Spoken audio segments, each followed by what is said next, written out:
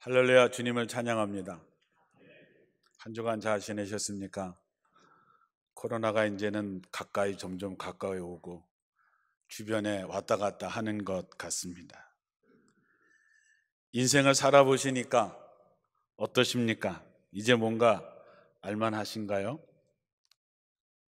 우리가 분명하지 않은 길을 가는 것은 참 어렵습니다. 확신이 없는 믿음을 갖고 살아가는 것은 참 괴롭습니다. 고린도전서 15장 19절에 우리가 만일 그리스도 안에서 우리가 바라는 것이 이 세상의 삶뿐이라면 우리는 세상에서 가장 불쌍한 사람이다 그랬습니다. 우리가 정말 믿고 가는 길이 이 세상뿐이라면 우리가 불쌍하다고 했는데 우리가 정말 불쌍하게 과연 살아가는 사람인가? 말씀을 읽고 묵상하다가 누가복음 24장에 나오는 엠마오로 가는 두 사람의 이야기가 마음에 떠올랐습니다. 이제 우리도 믿음의 자리, 사명의 자리로 돌아가라는 주님의 음성을 듣게 됩니다. 누가복음 24장은 주님이 부활하신 후에 예루살렘을 중심으로 일어난 사건들을 소개해주고 있습니다. 특별히 우리가 읽은 오늘 13절에서 35절의 말씀은 예수님께서 십자가의 죽으심에 절망하고 예수님의 부활의 소식이 전해지던 날 예루살렘을 떠나서 엠마오로 가던 두 사람이 길에서 예수님을 만나고 부활의 믿음을 회복한 뒤 떠났던 예루살렘으로 돌아와서 부활의 주님을 증거하는 이야기입니다. 우리는 오늘 이 두 사람의 이야기 속에서 우리 자신들의 모습을 발견하고 우리도 다시 믿음의 자리로 회복되어 가는 여러분들이 되시기를 주님의 이름으로 축원합니다. 이 두 사람의 모습에서 어떤 문제가 있었는지 보고 어떻게 다시 회복했는지를 보고자 하는 것이지요.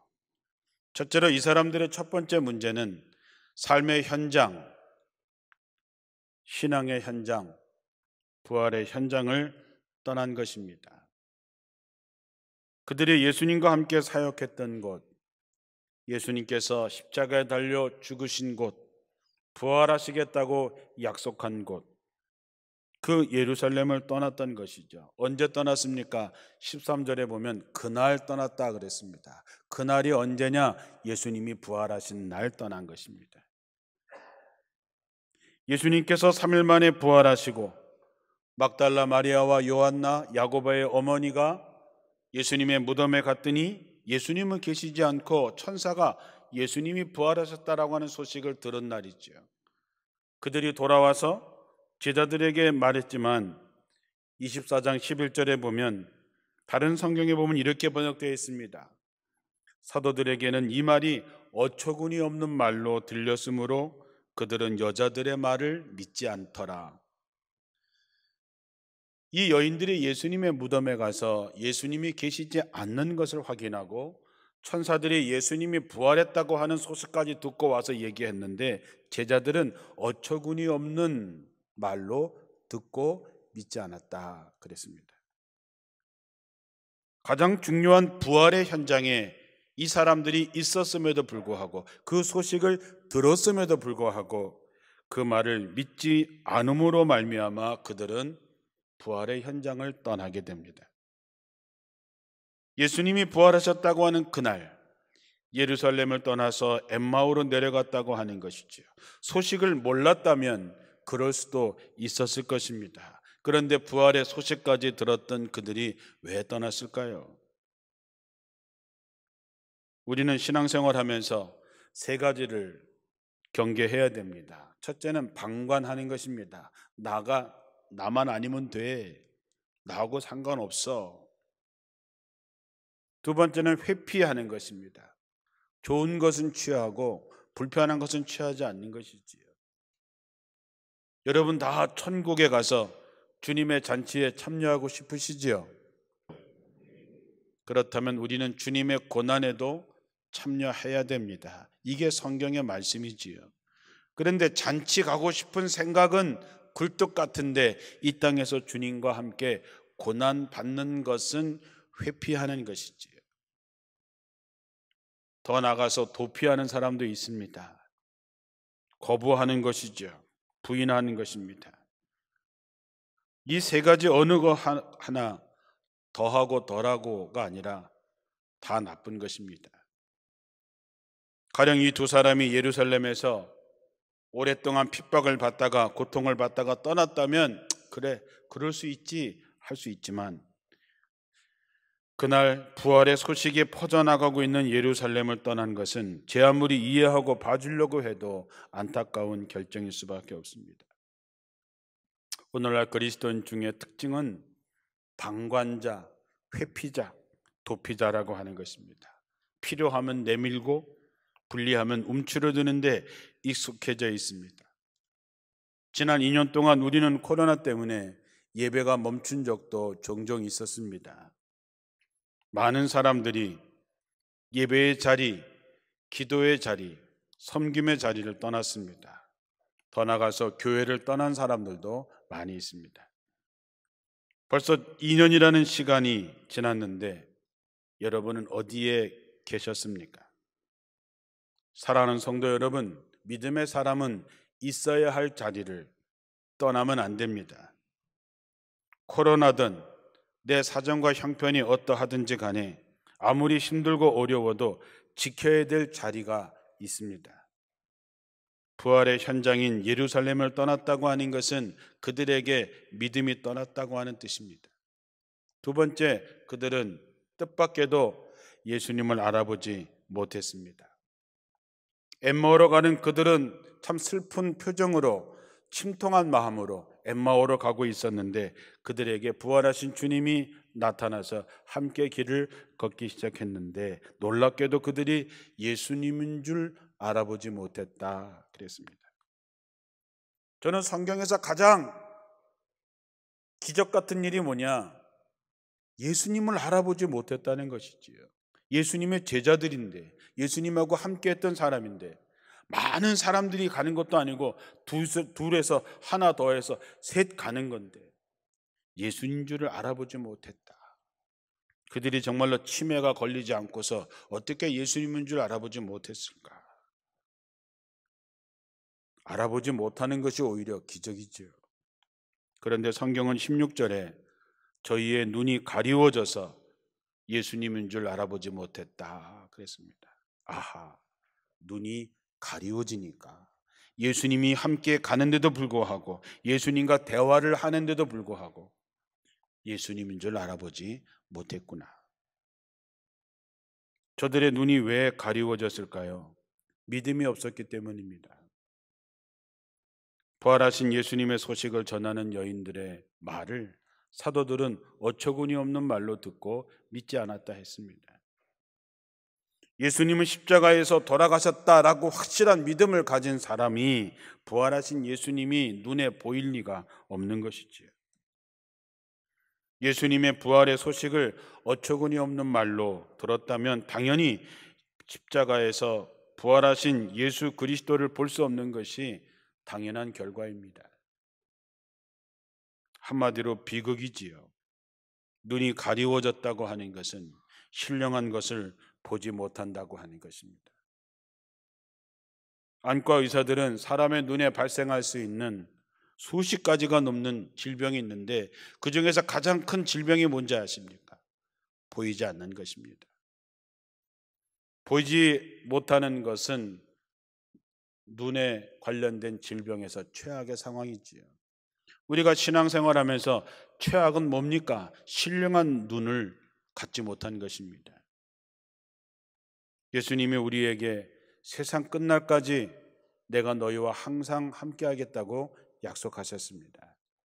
믿으십니까, 여러분? 주님이 세상 끝날까지 항상 우리와 함께 하시겠다고 했습니다. 그렇다면 여러분은 곁에 계시는 주님이 보이십니까? 느껴지십니까? 주님의 음성이 들리십니까? 예수님을 보는 눈이 필요한 거지요. 이 눈은 특별히 믿음이라고 하는 보조수단이 없이는 보이지 않는 눈입니다. 성령의 도우심을 받아야 예수님이 보입니다. 그런데 우리들의 그 눈이 점점 어두워져 가고 있습니다. 인간의 지식과 과학의 문명이 하나님을 보는 눈을 가리우고 있습니다. 우리가 갖고 있는 욕심, 우리가 갖고 있는 죄악에 어두워져서 우리는 예수님을 보지 못하고 있습니다. 이제 이 나라와 이 민족 가운데 이 세상은 영적인 암흑기에 접어들고 있습니다. 두 사람은 믿음의 눈이 어두웠기 때문에 곁에 계시는 주님을 알아차리지 못했습니다. 주님이 함께 걷고 있고 주님과 함께 대화를 하면서도 주님이신 줄 알아보지 못했습니다. 안타까운 일이지만 우리도 별반 다르지 않을 수 있습니다. 세 번째, 이들은 말씀을 들어서 알고는 있었지만 깨닫지 못해서 믿음이 없었습니다. 길을 가면서 예수님께서 얘기합니다. 왜 그렇게 슬프냐? 왜 무슨 일이 있느냐? 라고 물었을 때 저들은 예수님에 대해서 잘 얘기를 했습니다. 저들은 예수님에 대해서 잘 알고 있었습니다. 저들은 부활의 소식도 들었습니다. 다 알고 있는데 왜 예루살렘을 떠났을까요? 듣기는 들었지만 깨닫지 못했고 믿지 못했던 것이죠. 우리가 정상적으로 신앙생활을 하려면 네 가지 단계를 거칩니다. 첫째는 듣는 것입니다. 듣고 느껴야 됩니다. 느끼면 깨닫게 되고 깨닫게 되면 실천할 수 있습니다. 이 네 가지 단계를 거쳐야 그가 믿음의 사람인지 아닌지가 증명되는 것이지요. 듣지 못한 사람이 어떻게 행할 수 있겠습니까? 깨닫지 못한 사람이 어떻게 순종할 수 있겠습니까?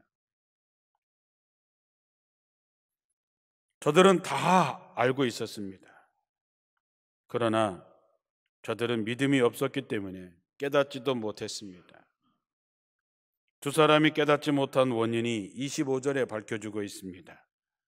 예수님이 미련하고 선지자들의 말한 모든 것을 마음에 더디 믿는 자들이여 그랬습니다. 이거를 공동번역에는 아주 대놓고 이렇게 얘기합니다. 참 너네가 어리석기도 하다. 예언자들이 말한 모든 것이 그렇게 믿기가 어려우냐라고 말씀합니다. 여기서 말한 선지자들이 말한 것이 무엇이겠습니까? 예수님의 고난과 부활에 관련된 말씀이지요. 이 예언을 믿지 못하면 예수님의 말씀도 믿지 못하는 것이지요. 구약을 믿지 못하는 사람은 신약도 믿지 못합니다. 믿는 일에 익숙하신 분들이 있습니다. 무엇을 말하든지 아멘 하시는 분이 있습니다. 그런데 안 믿고 의심하는 데 익숙한 사람이 있습니다. 그런 사람들은 무엇이나 안 믿고 의심하고 안 받아들입니다. 안 믿기로 작정한 사람은 예수님께서 직접 말씀하신다고 해도 그들은 믿지 못하게 될 것입니다. 그들은 예수님이 어떤 분이셨는지, 어떻게 십자가에서 죽으셨는지, 예수님이 어떻게 부활하셨는지를 주고받으면서 마치 예수님의 이야기를 남의 이야기 다듯 하는 것을 봅니다. 만일 두 제자가, 두 사람이 부활의 신앙에 확실했다면 아마 그들은 예수님에게 이렇게 얘기했을 것입니다. 우리가 아직 직접 다시 사신 예수를 만나보지 못했지만 여인들과 제자들이 본 그대로 그분은 말씀대로 살아나셨습니다. 우리는 그것을 믿습니다. 그렇게 얘기했겠죠. 우리나라 말에 남의 이야기 하듯 한다라고 하는 말이 있지요. 듣기는 들었는데 느낌이 없습니다. 느끼긴 했지만 깨달음이 없습니다. 깨닫기는 했는데 실천이 없습니다. 내가 믿는 예수님을 남의 이야기 하듯이 하는 사람은 믿음이 없는 사람의 전형적인 모습일 뿐입니다. 자, 이제 이 두 제자의 변화를 한번 보겠습니다. 두 사람의 이야기가 앞에 말씀드렸던 것처럼 부정적으로 끝났다면 이 사람들은 세상에서 가장 불쌍한 사람으로 끝났겠지요. 그런데 그 사람들은 놀라운 변화가 일어나기 시작합니다. 첫째, 예수님을 볼 수 있는 눈이 열린 것입니다. 다시 말하면 눈이 밝아진 것이지요. 눈이 밝아지니까 함께했던 그분이 예수님인 줄을 깨닫게 됐던 것 같죠. 여러분의 신령한 눈이 밝아지면 여러분과 함께 하시는 예수님이 보입니다. 천국도 보이고 영원한 세계가 보입니다. 반대로 죄의 눈이 밝아지면 세상 것들이 보입니다. 쾌락이 보입니다. 죄 짓는 게 보이고 불의한 길이 보입니다. 중요한 것은 이 두 사람의 눈이 언제 밝아졌느냐 하는 것이죠. 28절서부터 보면 이제 엠마오라고 하는 마을 가까이 도착했습니다. 날은 이미 어두워져 가고 있습니다. 예수님은 길을 더 가려고 할 때에 그들이 강권하여 이르기를 우리 집에서 하루 머물고 가십시오. 때가 이미 저물어 가고 이미 기울었으니 우리 집에서 머물고 내일 가시라고 강권해서 집으로 초청을 하게 됩니다. 참 귀한 장면입니다. 더 멀리 가려는 예수님을 강권해서 집으로 초청을 하고 식사를 대접하는 이 마음이 참 귀한 마음이죠. 만약에 그들이 예수님께 안녕히 가십시오, 피곤하고 슬프고 어려우니까 손님 맞이하는 게 힘드니까 그냥 보냈다면 어떻게 됐을까? 생각만 해도 안타깝지요. 히브리서 13장 2절에 손님 대접하기를 잊지 말라. 이로써 부지 중에 천사를 대접한 이들이 있었다 그랬습니다. 이 사람들도 그런 케이스죠. 음식을 함께 먹었다고 하는 것은 예수님과 격이 없는 교제를 나누게 되는 것이죠. 그들이 예수님을 집에 모시고 식사를 대접할 때에 눈이 갑자기 열렸습니다. 그리고 예수님인 줄 알아보게 되었다 했습니다. 예수님과 만나고 교제하는 사람에게는 신령한 눈이 어느 날 열립니다. 그리고 신령한 마음도 열리게 되겠죠. 사랑하는 성도 여러분, 내가 신령한 눈을 떠서 정말 예수님을 보려면 그분과 늘 교제의 자리에 있어야 됩니다.